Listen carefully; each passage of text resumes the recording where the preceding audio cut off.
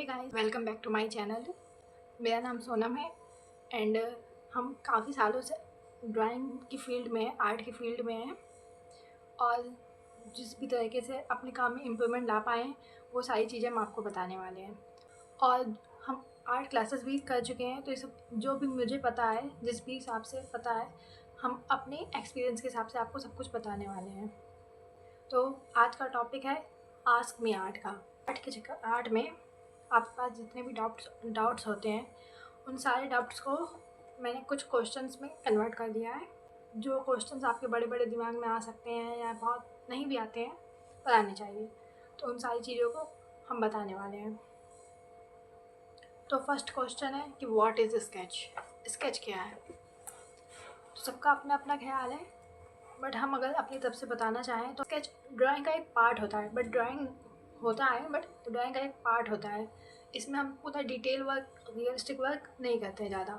हम इसमें minimum time में फील लाने की कोशिश करते हैं कि हम जो भी सब्जेक्ट को बना रहे हैं, जो भी रेफरेंस को हम लोग देख के बना रहे हैं, वो उस चीज़ की फ़ील आ रही है कि नहीं। जब वो फील आने लग जाती है तो अब आप इसके बाद आपकी मर्ज़ी है कि आप उस स्केच को कंटिन्यू करके उसको रियलिस्टिक तक लेकर जाएँ, हाइपर रियलिस्टिक तक लेकर जाएँ, तो वो एक ड्राइंग में चली जाएगी।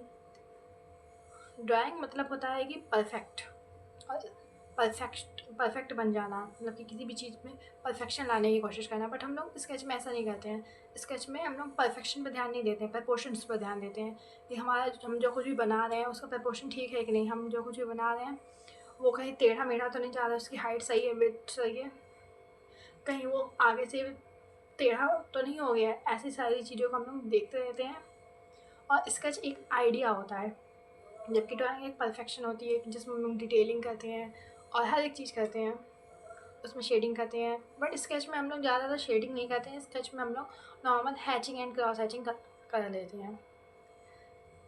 तो स्केच के बारे में अब हमने जाना। अब हम लेते हैं दूसरा क्वेश्चन।